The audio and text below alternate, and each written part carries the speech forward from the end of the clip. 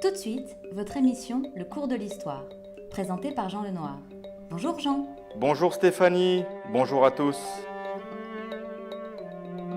Aujourd'hui, dans le cours de l'histoire, Paris et le sport.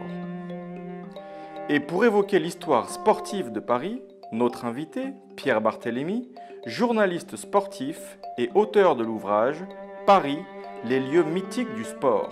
Bonjour Pierre. Bonjour. Difficile de le croire, mais il y a 150 ans, le sport n'existait quasiment pas dans la capitale.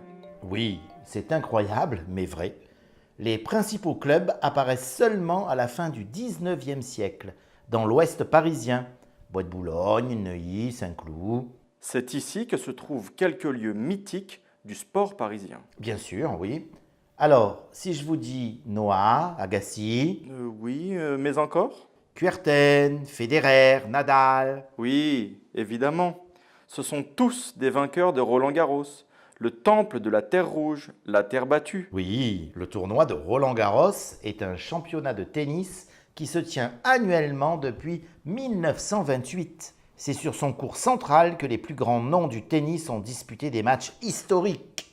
Roland-Garros, qui se trouve à quelques centaines de mètres seulement du Parc des Princes. Oui, absolument. 10 minutes à pied. Le stade du Paris Saint-Germain, champion de France de football ces 3 dernières années. Et justement, entre ces deux stades, un autre lieu magique, objet d'un long chapitre dans votre ouvrage, la piscine Molitor. Un lieu remarquable pour son architecture art déco. Inauguré en 1929 par l'interprète de Tarzan au cinéma, le nageur Johnny Weissmuller. C'est dans ce lieu que les Parisiens ont pour la première fois découvert le bikini en 1945. Enfin, et toujours dans le 16e, à 500 mètres de la piscine, l'hippodrome d'Auteuil. Oui, un lieu fantastique. L'hippodrome d'Auteuil est considéré comme l'hippodrome français de référence pour les courses d'obstacles. Vous savez, la tradition hippique existe depuis plus d'un siècle à Paris. Pierre Barthélémy, vous évoquez aussi le sport amateur à la fin de votre livre. Oui, bien sûr.